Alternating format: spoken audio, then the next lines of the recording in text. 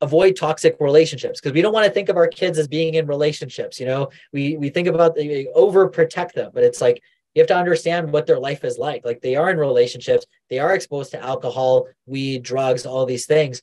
And the sooner you understand like what their day-to-day is like, the more you can connect with them, the more you can help them avoid those zero multipliers, and framing it as something like a zero multiplier, not that this is bad, don't do alcohol or don't do drugs, versus what's the implication of that? You're trying to get here. This thing can put you here. So is it worth it? Like, that's your choice, but is it worth it? Do you even want a probability of getting here when you work so hard to get here, right? I've got a fun show for you today, and that is because we're breaking a little, kind of the normal interview where we're talking to one guy who's a dad and a business owner. And today I'm joined by two incredible souls who I'll give them the microphone in a moment and let them introduce themselves and create a little context. But I'm going to start by just saying that today's show is going to focus on alternative forms of education, specifically for teens, roughly 13 to 17.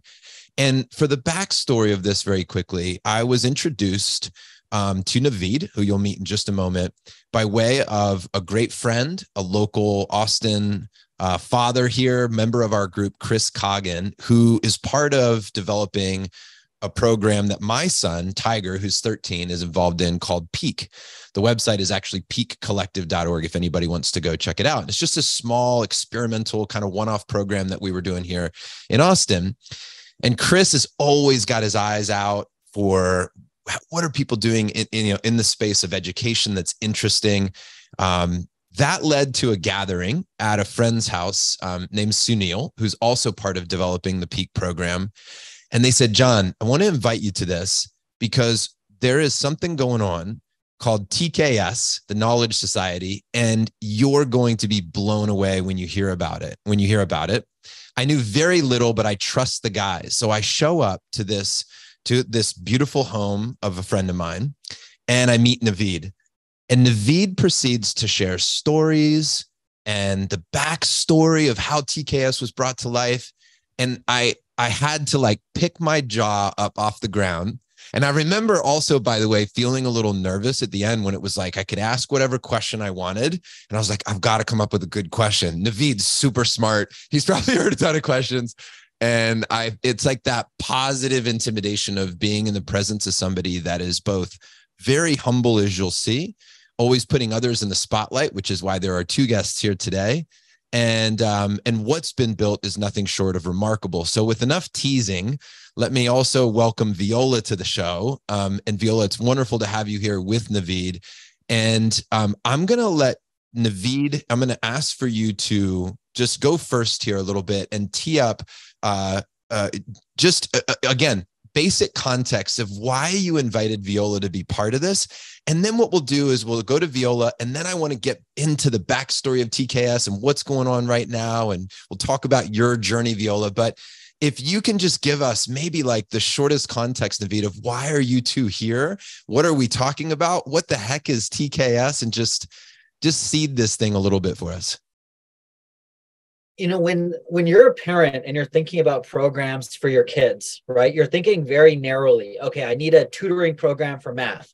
I need a soccer program for sports. And it's very narrow. And a lot of people, when they think about TKS, they bucket it somewhere. Like, this is a STEM program, it's for tech. And what's super important is to understand that that's not what TKS is. It's very, very holistic.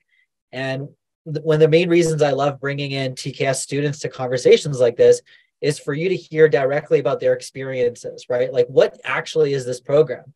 Fundamentally, if we think about the past 20 years, 20 years ago versus today, what has changed? There was no Google, there was no YouTube, there was no Facebook, there was no Airbnb, there was no Uber, there was no TikTok, there was no Instagram. None of these things existed. There was no iPhone, right? That is how much has changed in the last 20 years. And if we think the world is moving exponentially in the future versus linearly, I think most people would agree that the world's moving exponentially faster. Then the amount of change and progress that's going to happen in the next 20 years is going to be far more than happened in the last 20 years, which was already a lot. All the jobs that didn't exist 20 years ago versus today, that's going to be multiplied. And so when you think about how are we preparing young people for the next 20 years, right? Viola, you're 15, 14? 14. 14. Okay, so in 20 years, Viola is going to be 34 years old, which is probably younger than anyone listening to this podcast. And so how are we preparing these people, these young people, for this future that we can't even imagine right now? Because we couldn't imagine the future that exists today, let alone things like ChatGPT and whatever 20 years ago, right?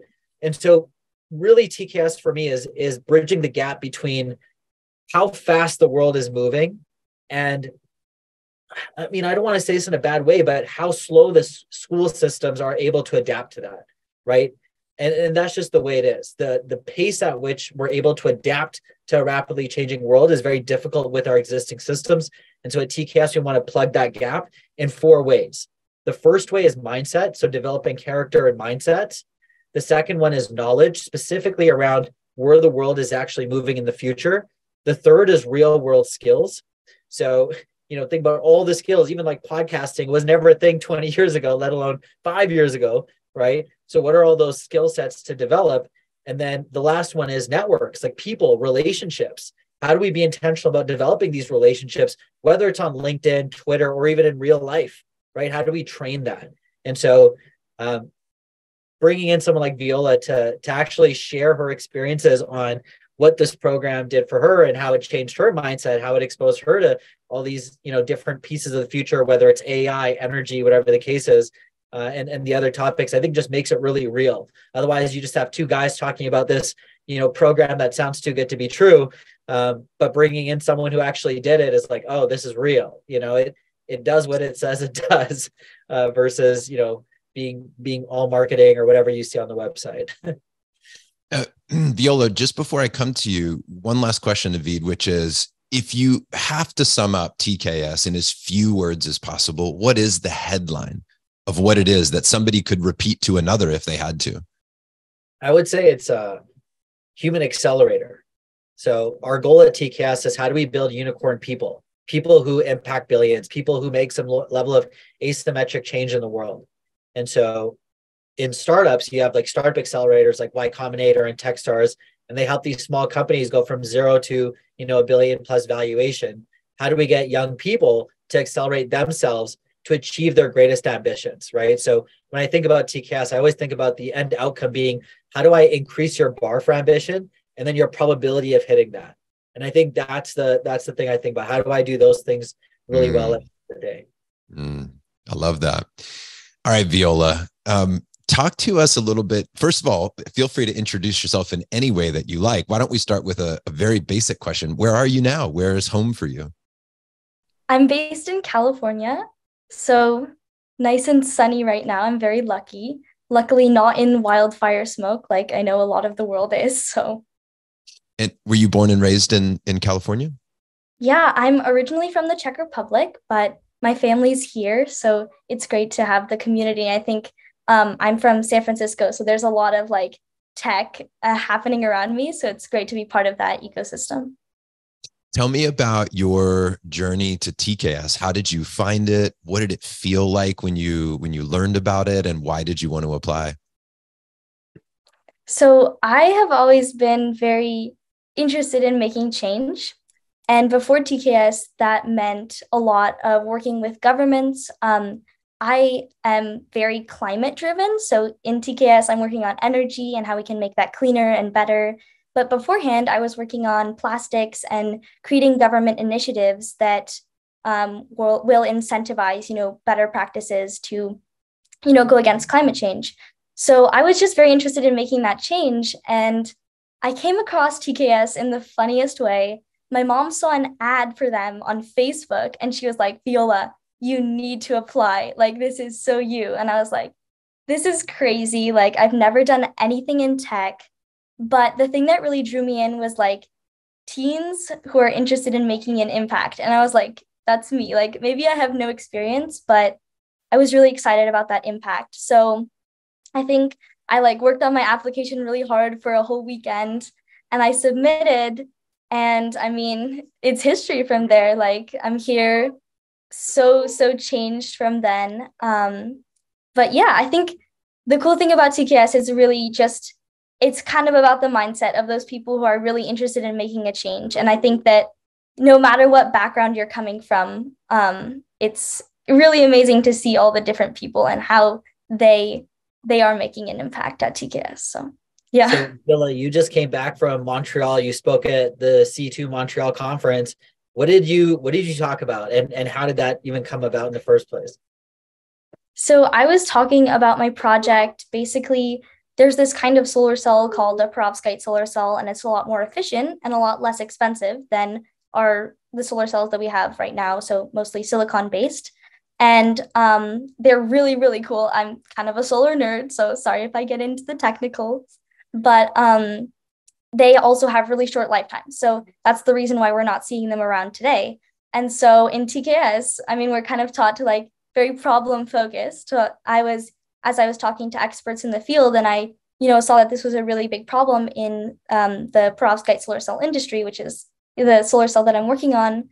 I saw that the lifetime is really what needs to be worked on. So basically, what I'm working on right now is building a protective layer to basically extend that lifetime and hopefully get perovskite solar cells on the market. So that's what I was talking about at C2.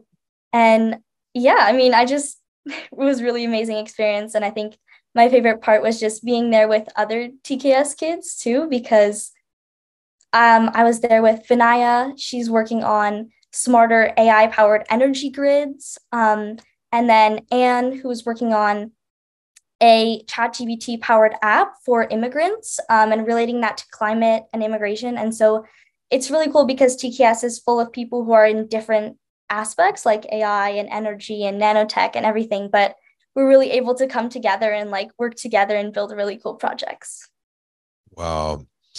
And Viola, what is it like being part of that community? You mentioned that a little bit, just being around these other TKS students. And tell me a little bit about the mentorship that you receive and the other students and what impact that has on you. So TKS is huge. We have our, people who are currently in the program, and then there's the second year, and then there's all the alumni. So I think it's really cool because you'll get to see people and interact with people and get mentorship from people at different stages of the journey. So for me, I still feel like I'm kind of starting out, but I was able to talk to TKS alumni who are building multi-million-dollar startups. And it's like really interesting to learn from their journeys. And I think that that's a really cool thing, is that like once you're part of the TKS community, like you're always going to be part of the TKS community, and you can always get insight from other people. And so for me, that's been really, really amazing. But I think also just like the fact that I kind of mentioned this before, no matter what field the TKS students are in, everyone is really, really motivated, really passionate, and just excited about making a change and making an impact. So for me, I never really found that kind of ecosystem at school. And I feel like I was kind of the only person who was like excited about making a difference before I came into TKS. But having that community has like motivated me to be even more excited, and just has given me the opportunities to like work with some really, really cool people at TKS who are just as excited as, making an impact in building. And I think that that is truly like life-changing for me. I love that. Navid, can you go back to the beginning for just a moment? The origin story here is profound, I believe. And I don't want to make something up here, but what I remember is you and your brother sitting around talking about how you wanted to make a difference in the world. And because you had done, I mean, this is like the most humble intro for your bio. You guys did okay, right? You did all right in business. And then you're basically sitting there after a really nice exit. Correct me if any of this is wrong. I'm summarizing for time, but you wanted to go do something else. And can you tell a little bit about that story, and bookend it, if you don't mind, about from the origins of where it started to where it is now, if you can bookend that for us. Yeah. So, me and my brother are just hanging out in the hot tub, as one normally does when having philosophical conversations, right? And I think that's the discussion you're alluding to. But Yes, for context, I had exited my company to Box, and I was running the machine learning and AI team there. And my brother was at McKinsey working mostly in Australia and the Japan market. And I hadn't seen him in a few years. So he came and flew down to the Bay Area, and we're hanging out in this hot tub. And he asked me this question, if we had $10 billion in our bank account, what would we do? And at 10 billion, you're not thinking about what you would spend it on, right? Because you could try your hardest, buy the biggest houses, the fanciest cars, the best clothes, all the electronics, whatever you want. And you've maybe spent 100 million. You still have 9.9 billion left, right? And so at 10 billion, you're really thinking about, how do I want to spend my time, right? Unless you want to go and pull like an Elon and build a SpaceX or something, it's still really how you're spending your time. And so for us, it was, we want to solve really big problems in the world. And what were all the problems that we wanted to solve? You end up with this massive list because there's so many problems in all these different buckets: infrastructure, energy, healthcare, education, distribution, agriculture, all these different areas. And so we're like, okay, well, it would take us a whole lifetime to maybe solve one of these problems. Like if we're going to solve one type of cancer, or if we're going to solve malnutrition, we're probably going to spend our whole lifetime focused on one. If we were to solve like 50, would we do that? And I was like, oh, well, maybe we have like an army of people to solve problems, right? I kind of said that jokingly to my brother, and he's like, well, why don't we just do that? Like, let's just try. The expected value is pretty big, right? Because if we succeed and we get, 4 people to solve big problems, that's a 2x return. So that sounds pretty good, right? And that was kind of the mindset in 2016. So about 7 years ago now. And we didn't know, it was going to be a full-time thing, or if it was going to be a nonprofit thing or a side thing. But after the first cohort, the first pilot program, we had like this 12-year-old that was looking at P53, which is a gene to inhibit cancer. And then there's this other kid, 15 years old, working on transparent solar cells, and it was just like a bunch of kids working on super cool things by the end. And we're like, this has to be a thing, just the fact that how much change we can see in a young person in a very short amount of time. And that time frame was actually just 1 month, 3 times a week. Now TKS, cut scene 7 years later, over like 2,000 something alumni. And the program is a 10-month program with weekly sessions, with things that happen at the sessions and also outside the sessions. So there's things called the focus process. We have challenges, we have different hackathons, we have different projects like the moonshots. And it's not like everything you do is just once a week. They also happen throughout the week, but it's also not homework.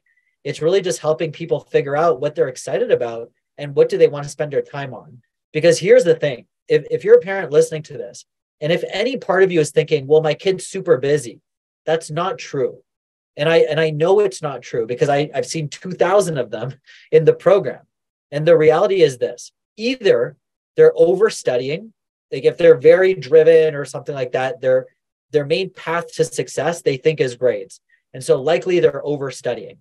Or maybe they're interested in a lot of other activities. So they have tons of extracurriculars. That's super cool too. But at some point, if you want to build a T, which means like you have a breadth and a depth, in order to have depth, you have to spend a lot of time on one thing. You can't spend a little bit of time on a lot of things and expect to develop expertise, right? So at some point, what's the thing you're passionate about? And when do you want to focus a little bit more on that area? And I'm not saying stop everything, but at what point do you want to start going deeper? Or there's category 3, which is, they're on TikTok and Instagram and Snapchat, and they say that they have no time. But when you look at their screen time on their phone, it's like 15 hours on Instagram, 10 hours on TikTok. And I've seen it. Like, those aren't exaggerated numbers. I've seen it, like 40 hours a week on socials, right? And so a lot of times parents don't really know, like, where is the time going? You might just assume it's going into studying. Maybe that's true, but maybe it's not. And if it is true, are they overstudying? Because in my opinion, it's better to get a 92 instead of a 97, sacrifice that 5%, and spend that extra 10 hours of studying, learning about AI, learning about genetic engineering, understanding real world skills, like how to communicate, how to set up a meeting with someone who you don't even know, set up a calendar agenda or calendar invite, set up an agenda and learn how to have a conversation with them and ask good questions, right? These are like 10 hours is a lot, but oftentimes it's just, I don't know how to use that 10 hours.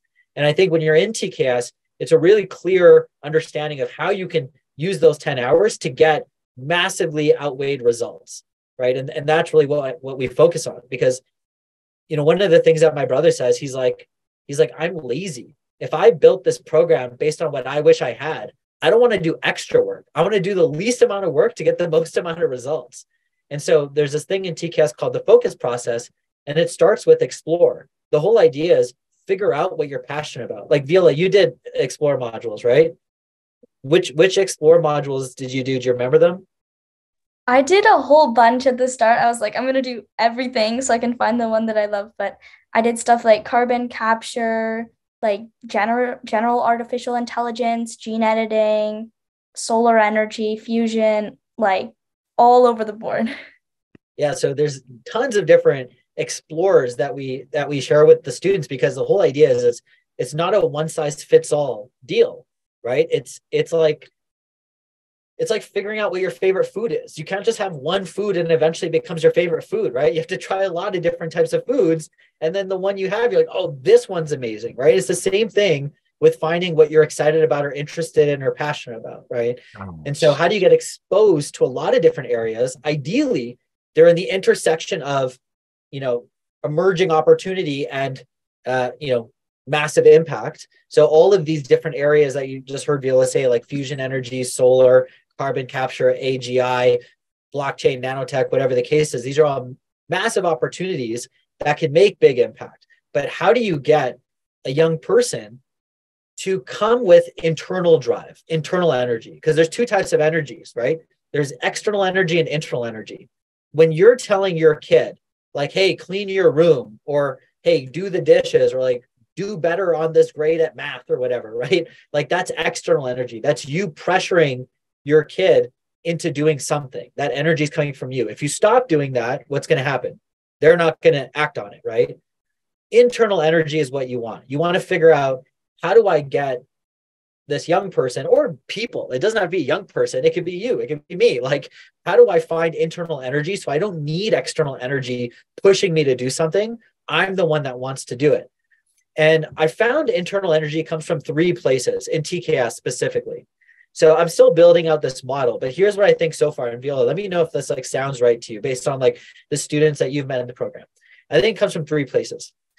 So type 1 internal energy comes from curiosity. So like, oh, I love learning about this. What is this? What is that? I want to know what this is. And it's just like exciting to learn about it, right?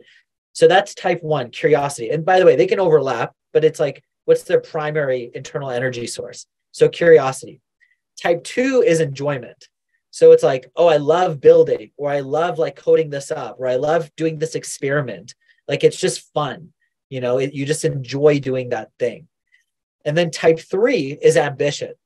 It's like, I want to do something big. I want to be known. I want to make a big impact.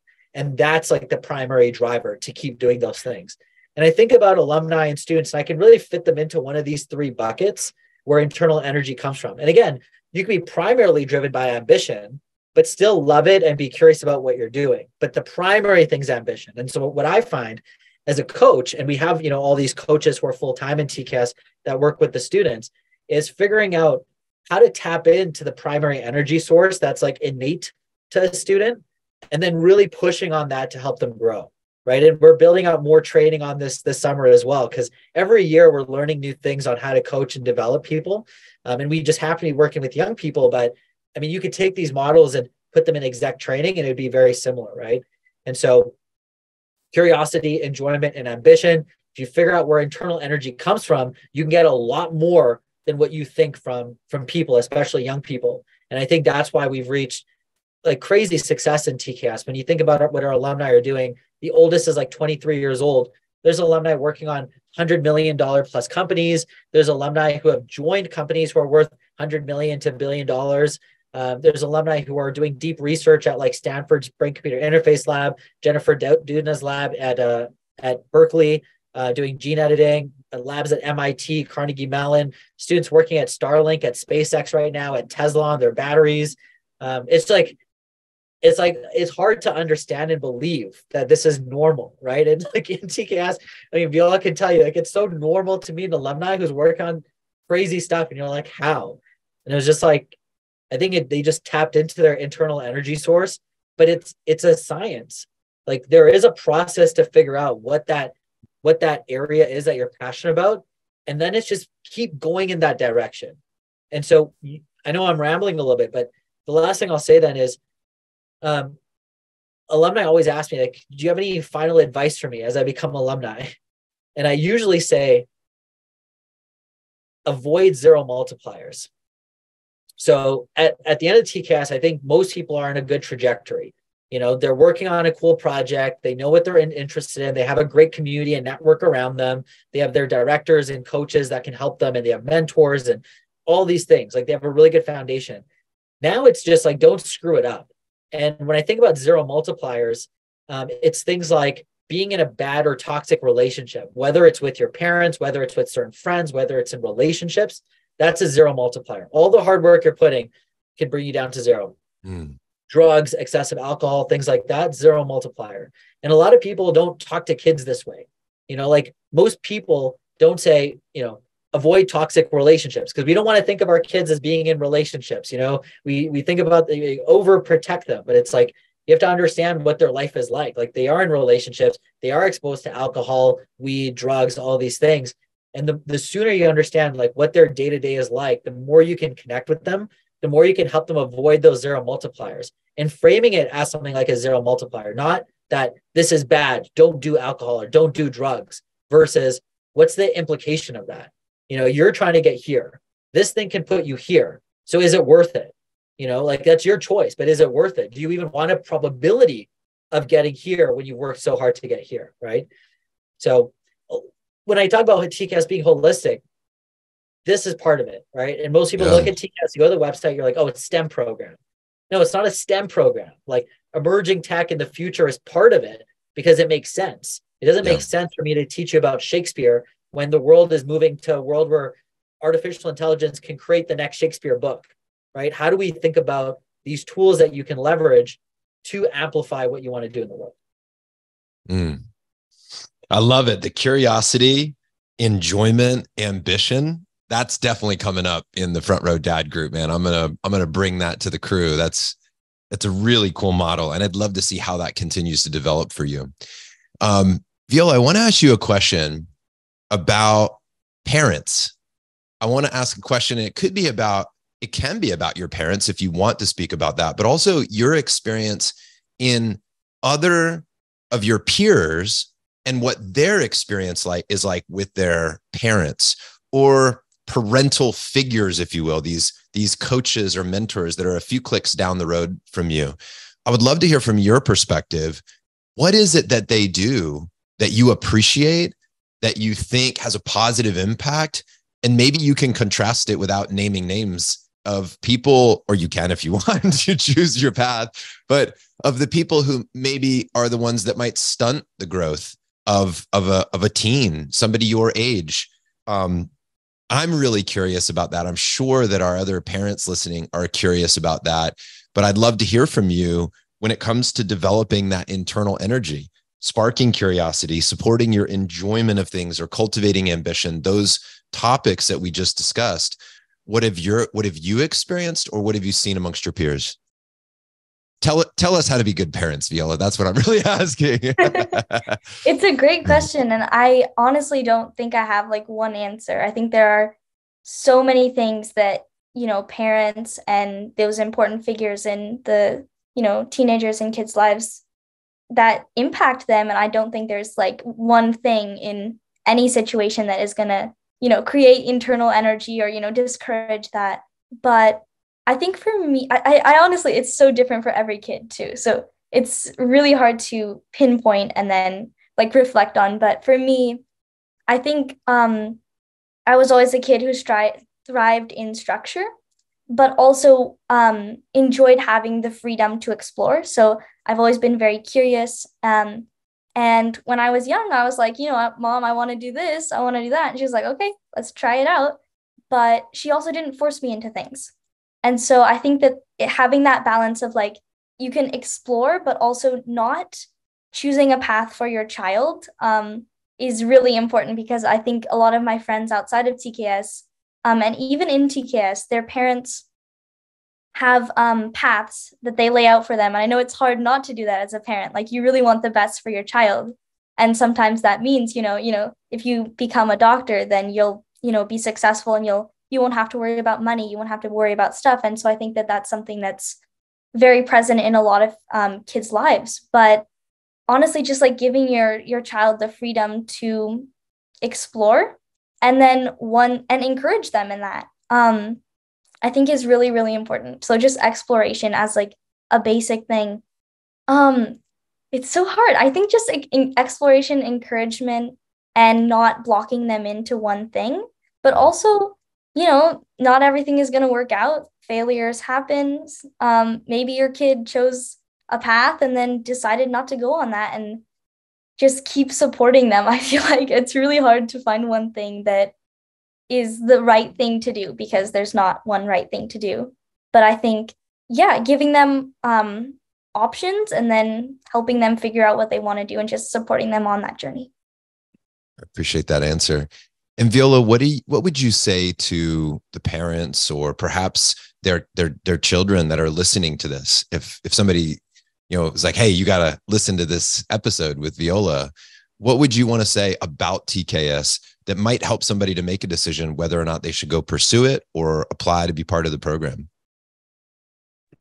I would say that take a chance and do it. For me, I mentioned this, I was never in tech. I knew nothing about AI or gene editing or even like energy. And I just went for it, and I've learned a lot. And at first I was like, had big imposter syndrome. I was like, everyone is working on such cool projects. Like, I've done nothing. And everyone, I've talked to so many people, and everyone felt that. Like, just going for it, and then, keeping on the trajectory. Like, other people are doing cool things, but that does not, no matter your background, that doesn't mean that you can't do them too. So I'd say, like, apply to TKS, and it's not for everyone. And that's also the truth. We're in the virtual program. I think a lot of people, when they think about TKS, are like, oh no, the in-person program is way better. The virtual one's probably boring. What are the myths that you might debunk about being in the virtual program for TKS? Well, I've talked to a lot of in-person people. I went to Montreal with all in-person people. So it was very interesting to get their perspective. But I think a lot of people think that because you're virtual, you're not able to get the same relationships with people. So whether that's your coach at TKS or, your friends. And for me, that's definitely not the case. I've forged some of like the greatest friendships of my life with people at TKS.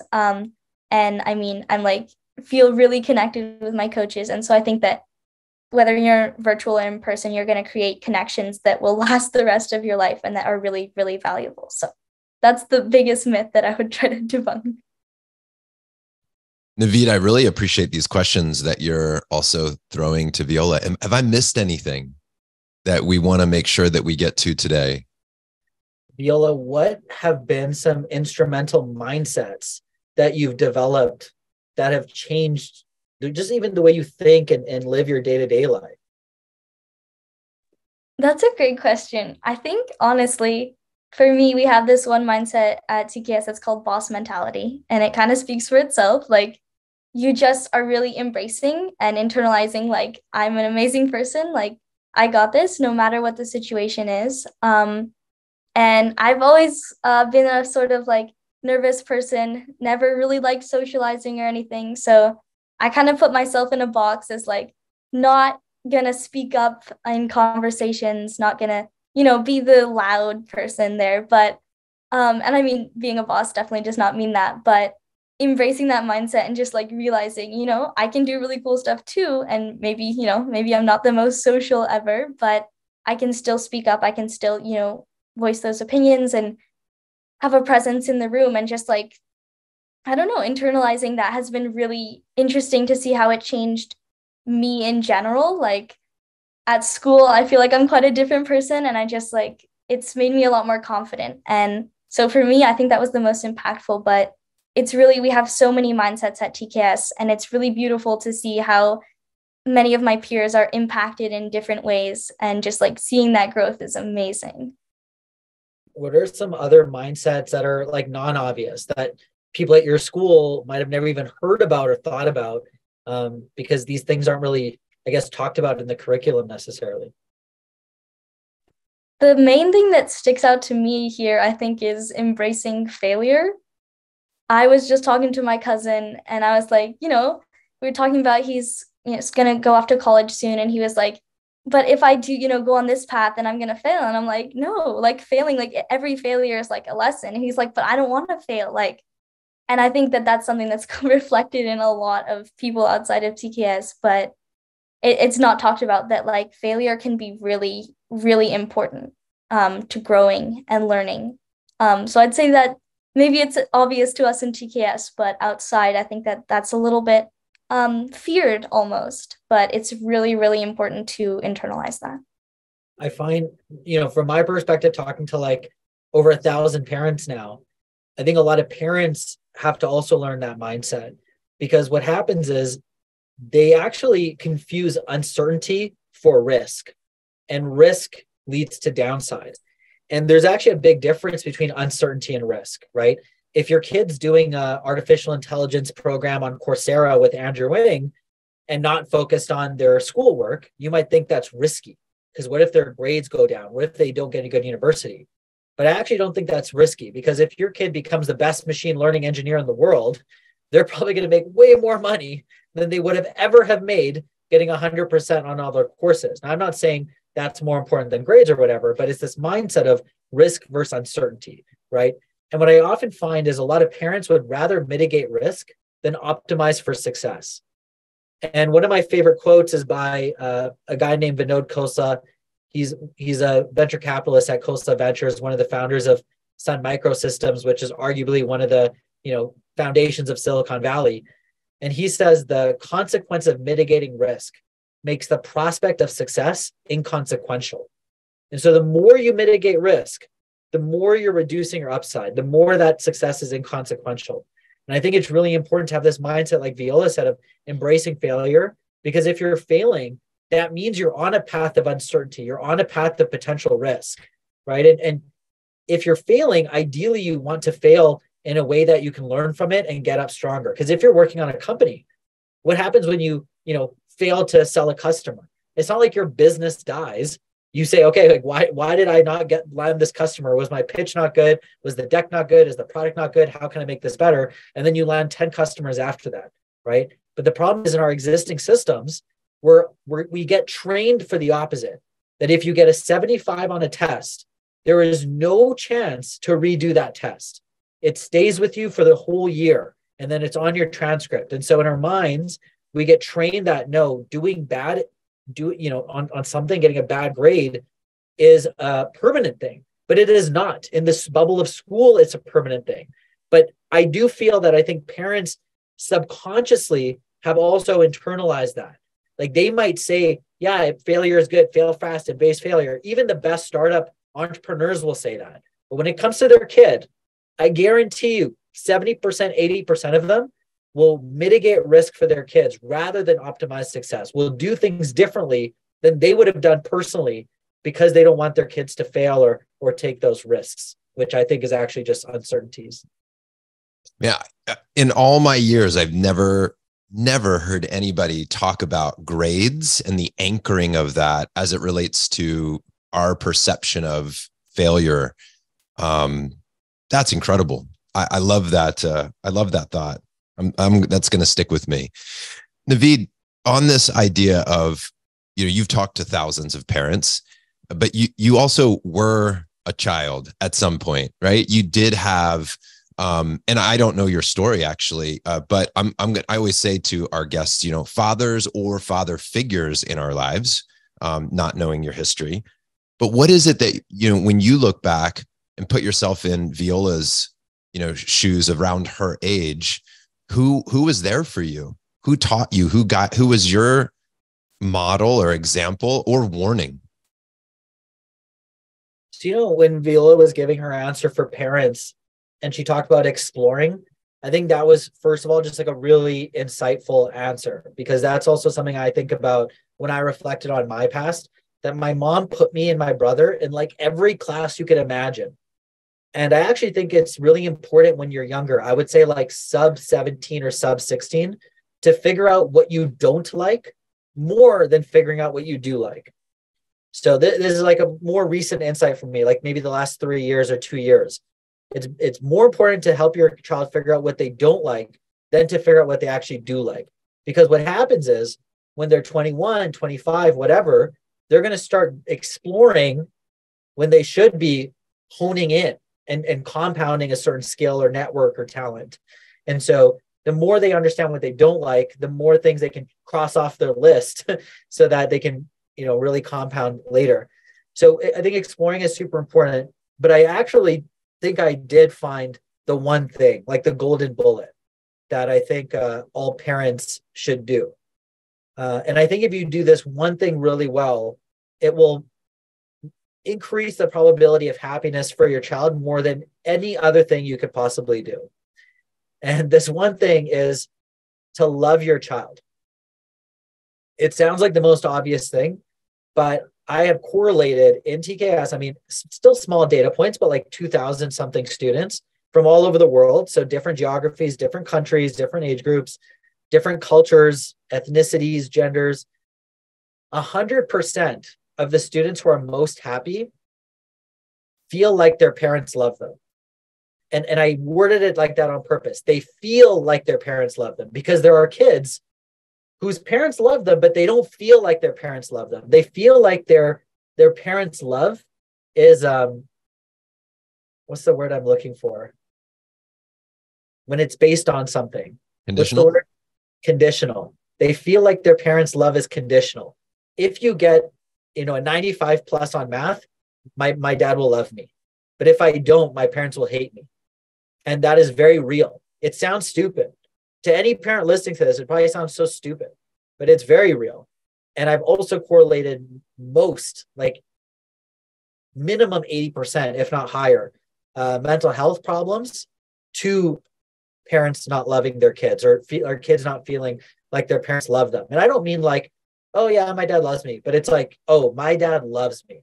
Like he will always be there for me, or my mom will always be there for me. Like no matter what happens, it's this unconditional love that they feel, and I think that is the single most important thing. And unfortunately, I think that parents over time are forgetting that, because over time, as your kids grow older, they're getting independence. You felt that you've already given them all this love, because you're like, why would I have changed your diapers every day, multiple times a day for years, and trained you and paid for this and drove you here and took you there and did all these things for you if I didn't love you? But when a kid is like 15 years old, they don't remember all those things. All they remember is that you got mad at them because you did poorly on a test. That's what they remember, right? It's recency bias. And so it will negate a lot of those things. Kids don't remember that stuff. And then what parents also do is they think, okay, well, I need to work hard, make money, because I need to provide my kids with all the things I didn't have. And they confuse that for love. It's not. In fact, it's actually not that good in the first place. If you're giving your kids everything that you didn't have, well, guess what? They're not going to turn out as resilient as you if you feel you're resilient, because the struggles that you had helped you become the person that you are today. And if you remove those struggles from your kid's life, they might not turn out the same way you expected them to turn out. Right? If you drive your kids every day to school and don't let them take public transit, because you had to take public transit since you were 15 years old, and your kids got chauffeured to school every single day, well, they're going to turn out different, right? And so I think thinking about these things, like comfort might not always be the best thing for your child. Now, of course, there's a line when it comes to safety, but I do think that independence is super important. And we often, again, confuse how to give love. There is a right way on giving love, and it is not by buying your kids things. It's not by giving them things. It's not by spending like 5 extra hours at work so you can earn a higher salary to provide for your family. I don't personally think that's the right way to go. I think you spend that 5 extra hours with your family. That's more valuable than a higher salary to provide, in my opinion, based on what I've seen. And at the end of the day, my general philosophy is you want to optimize for a state of joyful fulfillment. And that is a whole other podcast topic. But I think if you understand, your philosophy on life and what you're trying to optimize for and do the work back of that, you'll find that the time you spend, quality time with the people you care about most, is the most important metric to measure. And so if you actually start every day, let's say you have a daily journal or something, and one of your metrics is quality time with the people I care about, not time, quality time, right? Not eating dinner with your family, but did you go on a hike with your family? Those are very different things. You go on a hike, you'll remember that forever. You have a dinner, it gets lost in time, right? And so if you actually start measuring this, you can start measuring this metric that I think has the highest probability for happiness, which most parents, I think, would define as success for their kids. When you ask any parent what's success for your child, they usually say, I want them to be happy, right? But if that is true, how are you maximizing the probability of that? Because university is not happiness. High grades is not happiness. So how do we make sure we're not confusing these things for, what our conscious believes versus what our subconscious believes? It's interesting to consider, like, what is quality time? I was just thinking about that as you brought that up, and like yes, I appreciate the showing up, like the time that's invested, but like you were saying, the difference between maybe a hike and a dinner in your world. And I was thinking about, for me as a child, it probably would have been that you truly see me and you like what you see. Like, it's almost that, because I think there's this question of, am I enough? Do I have what it takes? Am I a good person on the inside? Like, my truest self, can that person belong in the world and be cherished and held by its community? That's just me projecting my own experience, but I wonder what that would be like. And I hope that the parents that are listening would consider that, of what it means to them, and maybe ask that, maybe spark that conversation with your children. Viola, as you hear all this, is there anything that you want to say to kind of put a bow on this, or to conclude this conversation? Anything that you'd like to say to any of the parents or the teenagers out there that might be listening to this, or to Navid, or whatever? You can just take it wherever you want. Yeah, I mean, listening to that was really beautiful, and I completely agree. Like, unconditional love, I think, is so important. Like, I have felt that, and I think that is, it's every parent loves their child, but just making sure that your child knows that is really important. And it can be in any ways, but just, being there and showing up and, loving them for who they are, no matter who they are, is so meaningful. So yeah, thank you so much. Viola, it was so nice to get to know you. Not only the words that you spoke, but how you showed up here. And I know not everybody will be watching, so they can't necessarily see your body language, but just how present you are, and the smile that you brought to this conversation, the genuine, energy that was here for this interview. I really appreciate you. And Navid, thank you, man, so much for what you're doing, for building this environment. There's so many things that you could have done, after that hot tub conversation. And you had a lot of resources to be able to deploy. And obviously you've got a big heart and lots of intelligence there. So it could have gone in a lot of directions, but this is such an epic story so far. And and here we are, like, in the middle of it. I can't wait to have a conversation down the road and see what's happening. It's like I'm in the middle of a movie and it's unfolding, and I can't wait to check in next year, in 5 years, and 10 years, and see the ripples that have been created. So this has been a wonderful conversation, guys. Navid, anything from you? Final words, maybe where to point people, where to go from here, anything? Yeah, I think website is the obvious, tks.world. And then for your kids, the Instagram, TKS World HQ is the Instagram handle. And just, yeah, take a look through it. Maybe it's the right fit. Maybe it's not, like Viola said. But yeah, I think, I hope you guys enjoyed this conversation. Yeah. Well, even if they didn't, I certainly did, which is usually a good indicator of how the audience will feel also. So guys, thank you so much. Again, really appreciate you being here. Viola, so much, luck set your way, best wishes, good energy, lots of resources, lots of creativity, and all of what you'll need in order to succeed at your project, and also to keep failing forward through your project, to bring back what you said earlier. So just sending you all good vibes, and to you too, Navid. Viola, is there a selfish ask you want to put out there? Maybe there's someone you're interested in meeting, or like, I know John has so many cool people listening to this, so they might know someone that knows someone. Yes. Great question. Yeah, I mean, I'm very impact centered, but to make that impact, I also need to have some selfish asks. So, yeah, I'm just really interested in building specifically in the solar and battery space. So, if you know anyone, I'd love to get more like lab experience, or just any experts in the field who I could talk to. That'd be amazing. How would you want them to connect with you, Viola? I have my LinkedIn. I feel like that's the easiest way. I also have a newsletter on Substack, so people can, listen and see all my projects. But yeah, I'd say probably LinkedIn is the best way. Just shoot me a message and I'd love to connect. Cool. And it's under your name? Yes, it is. Viola, Viola, last name Seda. We can link to your LinkedIn in the show notes at frontrodads.com also, so it'll be there. Guys, thanks so much. I can't wait till a future conversation. Lots of love to both of you. Adios for now. Thank you so much.